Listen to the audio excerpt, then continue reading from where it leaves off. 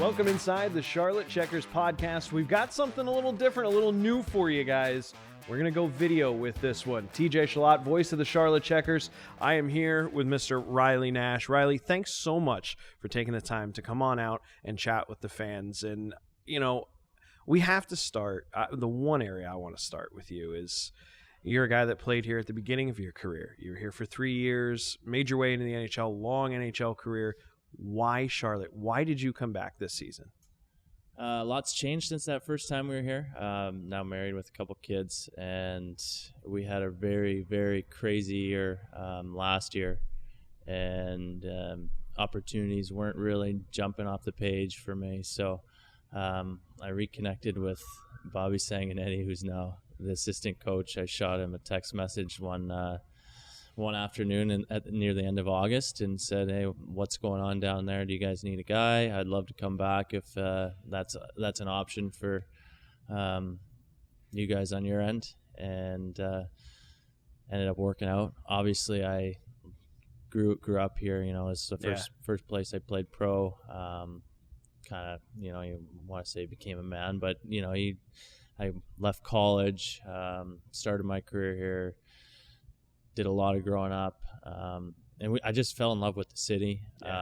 Jordy was an assistant coach at that point in time, and he was a guy that, you know, when I needed to hear something, he kind of knew how to speak to me, and so that relationship was already very strong. And then Jared Stahl, obviously being the other assistant coach, we lived together my first go around here, so okay. There was a lot of connections, and then Zach Dalpe being the captain. A lot of familiar faces, a lot of good people, a lot of you know, they'd won the championship a couple years ago. Just the vibe that you got from this team seemed like it was more family than it was hockey team, and that's something that I was definitely interested in. You know, having two little ones, the city of Charlotte being what it is, one of my favorite places I've ever played, American League, NHL, all around. So having the opportunity to come back, if it worked out, we were really eager to jump at it, and it did. So we're happy to be here. When you talk about Stahl and you talk about Sanguinetti, is that a little weird dynamic now? Former teammates of yours that are pretty much your bosses at this point? The first couple of weeks were pretty funny, just seeing them, because, you know, they go through a transition too. I think this is Sang's first coaching gig. Obviously, Jared's been at it for a couple of years. He's been down in Orlando, but they have, you know, they change their voice. They go from player voice joking around to their coaching voice. And so I had to hold back a couple chuckles first team meetings. They're drawing up drills and all that. And it's just a very different dynamic. So it's a lot of fun seeing them take on a new task and a new endeavor, and seeing them do well after playing. But it was still pretty comical the first couple of weeks. It's almost like when you grow up and all of a sudden you start seeing your friends become parents, and you're kind of sitting there going, I remember doing some things that we probably shouldn't talk about with these people, and here they are being parents and being adults. It's like a different role. It's weird looking at them. That's exactly it. I think that's how a lot of people look at me. I have 2 kids now, and they say, I don't think they believe it. So, yeah, my kids are still alive, thank goodness, and they're Number doing one well. goal. Yeah, they're doing well. So, it's funny seeing that whole dynamic. You know, you don't really expect to grow old until it's happening before your eyes, and things change, and it's really exciting to see those guys thrive in their new positions. When you say old, you're not that old just yet, but you're certainly ancient as far as the way of hockey anyway. But you're having one of the best seasons of your pro career. You have more points this year with the Charlotte Checkers than you've ever had at any level in your pro career, going all the way back until when it started. What's been the key this year? I mean, well over 50 points now with a 2-point night just last night. What's been the key? Has it been that comfortability, that familiarity with the players, with just everything? Has something kind of unlatched with you this year? What has it been? It's hard to put my finger on. I'll go back to last year. I was in the NHL, bounced around from a couple teams, and then I got sent down to Syracuse for about a month and a half, 2 months before the playoffs, before going back up to Tampa for their playoff run. But mentally, I was having a difficult year, finding, you know, just being on different teams. I'm not a guy that transitions well with that. Being comfortable, I prefer to be friends, people that I know, get comfortable in the locker room, and then it kind of transitions to the ice. And so it was a difficult year last year. And when I went to Syracuse, I found the group there. I found pressure was kind of off. I could just start playing again. And, I started playing well, got some confidence, and, felt better and better, started making plays, stuff that I used to do that just came naturally to me. But over the years, that just being kind of third, fourth line guy, then my minutes being decreased and being just a penalty killer, kind of ground the skill and just my hockey sense out of me a little bit. And I think that's partially on me for letting that happen instead of, sticking true to who I am and playing my game. So I think I kind of found that energy, putting up some more points, which obviously is builds the confidence, but it just allows you to play a lot more free and natural and feel the game instead of, everything feeling so forced. So I tried to carry that over to this year, and so far it's been really great. It helps when you're playing with a lot of really talented players like we have.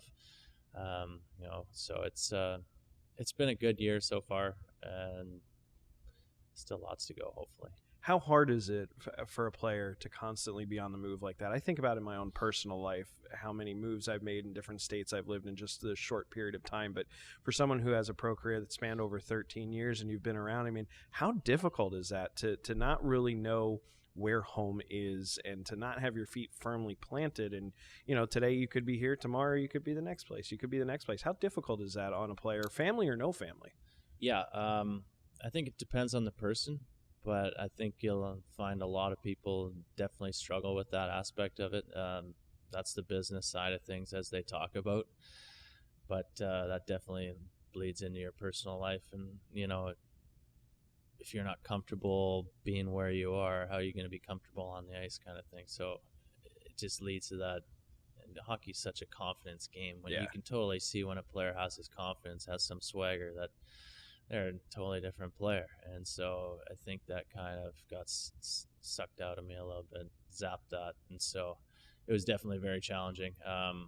Struggled off the ice, and it was just one of those years, I had my first kid, and I was, really, that was probably my silver lining, is just being able to get away, or try and get away as much as possible, because I know if that was happening earlier on in my career and I was going back to an empty apartment with just myself, it would have been extremely difficult. So fortunate for my family and fortunate for the people around me. I was able to get out of it and end up being here. And it's also a good learning experience too for myself to not let myself get so attached, so ground down by this game that we play. You got to find a way to leave it here, good, bad, whatever happens, and not let it become who you are. So it's taken me a while to do that, but I feel like I'm finally turning the page on that. So it's a tough thing. It's not like a traditional 9 to 5 where once you punch the clock and you go home, it's very difficult to leave that, right? I mean, this is a unique job.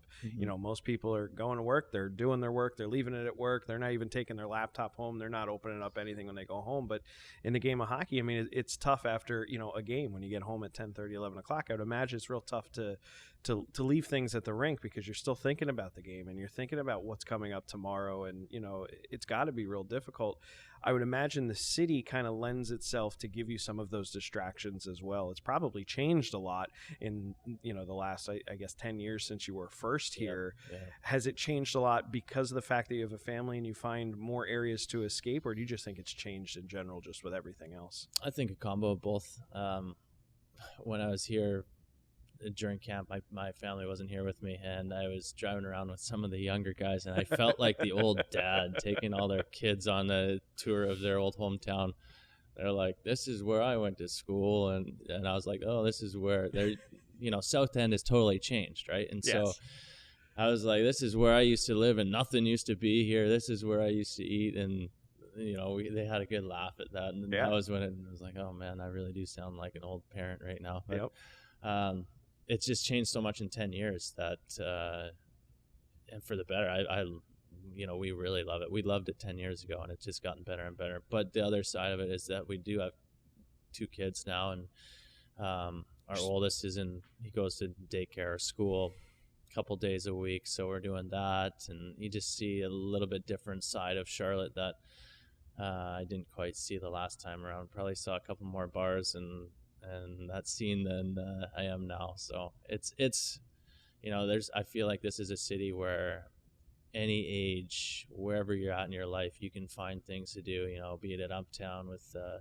baseball team, the football team, us, South End, if you want to get a little bit more social, or you want to find a little bit quieter, some parks, golf. It checks a lot of boxes. It really does. Eyes. Yeah, I remember the first time I was here, the first summer that I was here, 35 years old, and everybody is like, we're going to go to South End on a Saturday night. It was like 9:30, and I'm like, get me out of here. Like, I can't do this. I can't hang with the young kids anymore. But, you find your pockets and you find your areas to hang out. Where are you guys spending most of your time with the kids? I mean, where have you kind of settled in? We've found a spot in Dilworth that we're living at right now.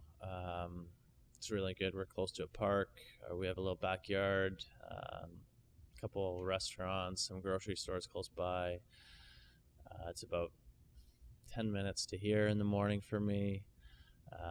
15 minutes to drop the little guy off for school in the morning. So we love it. It's close enough to South End where if we want to get over there and walk, it's 15 minutes, but far enough away where we don't run into the Saturday night, the Friday night scene. And so it's very quiet, but also close enough where if we want to get out and parents want to go out for dinner or something later and have a babysitter, then we can do that too. So it's we've really found a nice pocket, and I've really, really enjoyed it so far.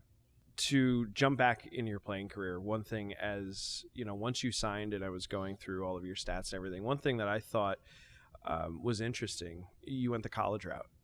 Being someone born in Canada, you played in the BC and then decided to go the college route. What made that decision? Why Cornell? Why did you go that route? I was drafted to a team that was like a 15-hour drive from where I'm from. Whew. And I was a homebody. Yeah. So that was going to be a difficult one to begin with. It was a small town out in the prairies. Nothing against that, but it was just going to be hard for me at that age. I don't think I was ready to do that big of a move and fully commit to just playing hockey. So I did my senior year, my grade 12 year, I played junior A, which is tier 2, which opens up your options. You can still go to college. You can still go to the major junior.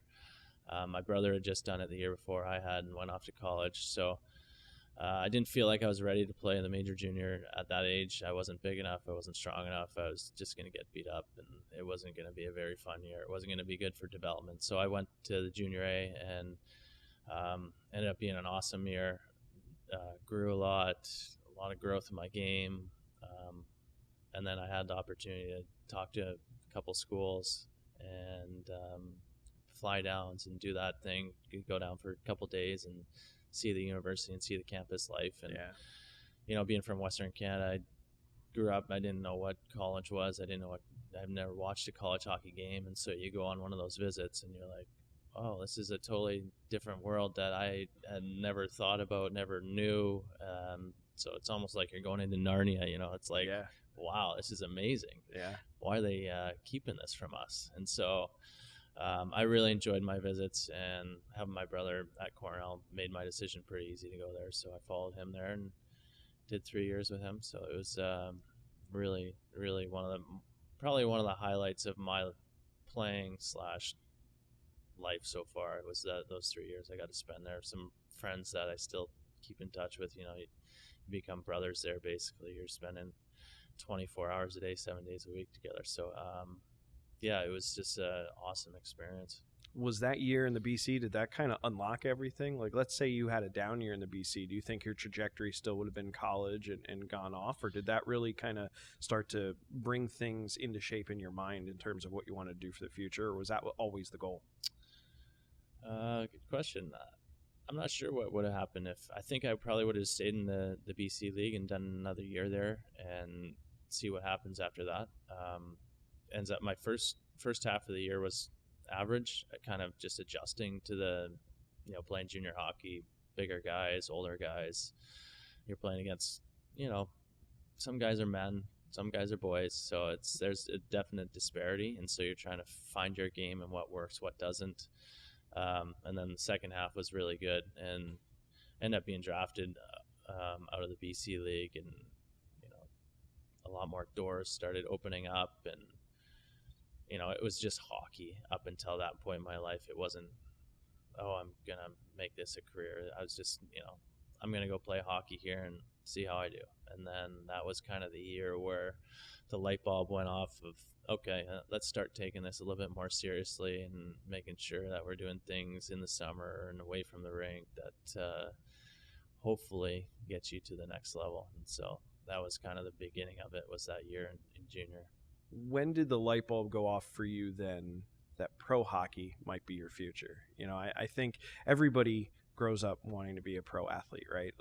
Myself, the old adage is, if you don't end up becoming a pro athlete, become a coach. If you can't become a coach, become a broadcaster. That's kind of the route that you go. When for you did you really go, okay, this could be like, I could actually play pro? Was it sometime in college, or when did you really flip that switch and go, that's kind of the goal?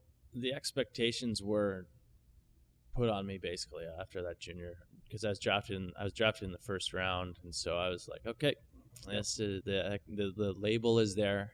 Whether I, in my mind, deserved it or not, it didn't matter. It was there, and so the expectation was there, and that's what I was trying to live up to. And you have a first rounder. You don't want to be a first round bust. You want to make sure that you fulfill what all these plans and thoughts that people have about your game and where you can get to. And so that was kind of it. I'm not sure I was fully thinking like I'm going to play in the NHL for a bunch of years at that point, but I'm like, I better give this my best shot. And it just shows where you are in the grand scheme of things compared to other players and where people think your game is at. So at that point, I hadn't played a whole lot internationally. I just played more or less in BC growing up there, and so I couldn't really place myself amongst my peers. So that was where I was put on the board and said, okay, this is your expectation now. And so that was kind of I probably expected to play 4 years at Cornell, but at the same time knew that if things went well, I probably wouldn't spend all 4 there. Just because that would mean things were going a little bit slower than expected, and I was confident in my ability that I could learn and adapt fast enough. So the downside of the college route, right, is you're going to be a little bit older if you spend all 4 years in college. Yeah. Once you do break into the pro game. Yeah. So I mean, it's one of those things. And have you had the chance? I mean, this is something I think people do more. Especially as they mature, right? And you're getting to that point. Have you had the chance to just sit down and look back at your career and just go, it's incredible, the things that I've managed to do in my career, and not in a self-serving or any kind of way, but just kind of look back and take in some of your successes? It's hard to at this point, just because that in my mind, that means I'm kind of closing the book on this chapter. That's fair. And I am coming more to terms with that. I probably won't play in the NHL or much in the NHL anymore, which is okay. But I'm not ready to look back on it and close my hockey chapter or my playing days yet. So I'll do that one day, and we'll have a lot of good memories to talk about, and they'll come flooding back, I'm sure. But at this point, I'm still so focused on trying to get better out here for my teammates, prolong my career, and just enjoy it. I think that's one of the things that kind of gets lost, and I try to help with or tell younger guys is like, I know the American League is a great league, but probably not where you want to be all the time, because you're driving and trying to get to the NHL. But like, some of the best years of my career have been in the American League. It's still, it's very much a business in the NHL, and down here, you're still very much a brotherhood, and you still get, it is a business, but you're still tighter. A lot of my good, fond memories are from being in the American League. So just enjoying that process. And like you said, maybe not looking back on your whole career, but looking back on things throughout the year and just enjoying it. It doesn't mean you're not going to show up the next day and work hard, but you can enjoy it. throughout the process. Yeah, and the reason I ask that is I think you as a parent, you recognize the fact that every single day watching your kids grow up, it's a joy. You get something new every single day. Most days. Most days, exactly. It's a joy, right? It's a privilege, you know, to watch them grow up and to turn into the people that ultimately they're going to become. And I think sometimes on the occupational side of our lives, we forget to do that. I think sometimes we forget because we're so focused on getting the next step. We're so focused on getting to, that next rung on the ladder. Yep. Whereas as a parent, it's the exact opposite. You don't want your kids to grow up anymore. You want them to come back. And sometimes as you become a parent and you're still working in an industry like this, sometimes you get the chance to go, man, if you could go back and talk to Riley in college, what would you tell him? What would you say? Would he believe what you would tell him? Well, not like you said, I'm starting to see it through how my parents were looking at me growing up, and just if my kids weren't happy or, just so focused on their next accomplishment and not enjoying themselves, then I'd feel disappointed as a father that I didn't implement that better. Right. Yeah. And so, just trying to make sure that they enjoy what they're doing.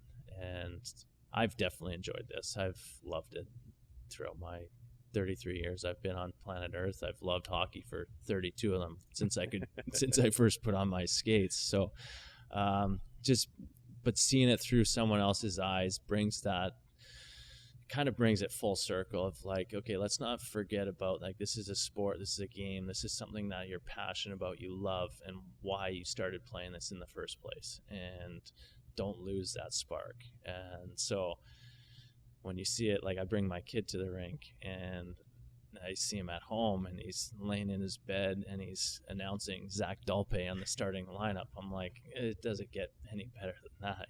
It's just, it's so pure. It's so great. So it really does bring you full circle and you start to see it from a different light. And I think that's been a huge part of why being here, being back where it started for me, having a family and having this experience in a different light has really been like, you go through your ups and downs of the season and, whatever, you have a good year, a bad year, but you see it as just how much love you can have for the game again. And so it's definitely been a really great year in that regard. It's brought back a lot of, it makes my heart melt a little bit talking about, but it's been a really, really special year. Because you are in a unique position. It's not that unique in the game of sports where someone will come back to a city that they've already played in, but it's very unique for someone to come back almost like two different people. The person you were back in 2010 to 2013 versus the person you are in 2023. It's like not many people get the opportunity to do that. So you're certainly in a unique spot in that regard. And do you think that all of this might be contributing to just how well you're playing on the ice? Because it seems like you're blessed with a great family. You're in a city that you enjoy. It just seems like you're just content and you're just happy. And I don't want to put words or emotions into you, but I do think there's something to be said there for that direct translation to how well you're playing with this team. For sure. I think, I think every small part of it plays a role. And whether it be the journey where I was full circle, how last year went, and my mindset coming into this year, the people around, the city, ownership, the cons, Tara Black's still here, like people I know and really admired my first go around and still admire and what they do with this team today. I think it all plays a major factor in it. And just to reiterate, just to be able to, I'm glad I'm back at this age and being able to experience it in a different light and to actually soak it up and hopefully do something special here this year and be able to enjoy it just that much more. What is your role in the locker room with some of these guys? Obviously, you're a dad at home. Are you kind of a dad to some of these guys? Because there's a number of, let's call them father figures that could be in the locker room. But what's kind of your role in the locker room? Obviously, an alternate captain, so that carries some weight to it. But what's your role? What is your persona like in the locker room with some of the other guys? I mean, you'd have to ask those guys. I'm not sure what my persona is. I'm a little bit quieter, just in general. I'm not going to be handing out advice to every person out there, but I try to lead by example, and I've had a lot of different experiences. I've had, I was in this league 10, 12 years ago. I went to the NHL. I was on good teams. I've been on bad teams. I've been in important roles and not important roles. I feel like I've covered a lot of different areas of being on a hockey team, and a lot of different experiences that you can have in the playoffs. Last year, going to the Stanley Cup final, just a lot of different areas that I've experienced. So, just letting those guys know that if they need any help, or Dolps or Tony have probably been through similar situations and can kind of lend a piece of advice or an ear, even if it's just them venting, just getting some off their chest, that we've probably been there, and you just keep putting one foot in front of the other and believe in yourself and work hard. And in the end, who knows if it's going to work out, but I'd rather live with that than the regret of not putting your best foot or giving it 100% each and every day and seeing how it goes and just hoping that luck takes over. So I think a lot of people can live with themselves a lot easier if they give it their best and it doesn't work out. I think it's the times when you don't and you come close still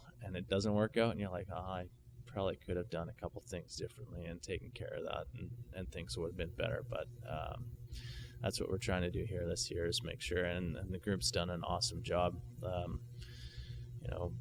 Of late it hasn't gone as smoothly, but the guys in the room have, regardless of the day, time, whatever it is, have worked their butts off each and every time we're on the ice and responded throughout the course of the year. And so having a group like that, you don't want to let it go by the wayside. So, yeah. Fantastic. Well, you're having certainly a career year and really helping the Charlotte Checkers team make the push for the playoffs. I wanted to thank you so much for the time, Riley. It's great to hear someone like you said, you've been through it all. I feel like if I was an ATO or if I was a PTO, the first person I would try to seek out is someone like you in the locker room and go, what's it going to take for me to make it in this business? So I thank you for kind of sharing with some of the fans and the people that are out there that have never been in a hockey locker room, just to kind of learn a little bit about what it's like, and more importantly, learn a little bit more about Riley Nash if they haven't had the chance to do so. So thank you so much. Yeah, this is actually one of the first times I've done a podcast or anything of this nature, so I appreciate you having me on here, and thanks. Awesome. Thanks, Riley. That was Checkers forward Riley Nash. This is the Charlotte Checkers podcast. Thanks so much for tuning in. Make sure you hit that subscribe button. Follow us where you get all of your podcasts. And if you want to see another one of these, let us know. We'd be more than happy to get another player here so you can learn everything about the Charlotte Checkers. The hunt for the playoffs is on. The push is on. Checkers taking on Springfield coming up this weekend. Plenty more games down the road as well. TJ Chillot, voice of the Charlotte Checkers. Thank you so much. We'll talk to you soon.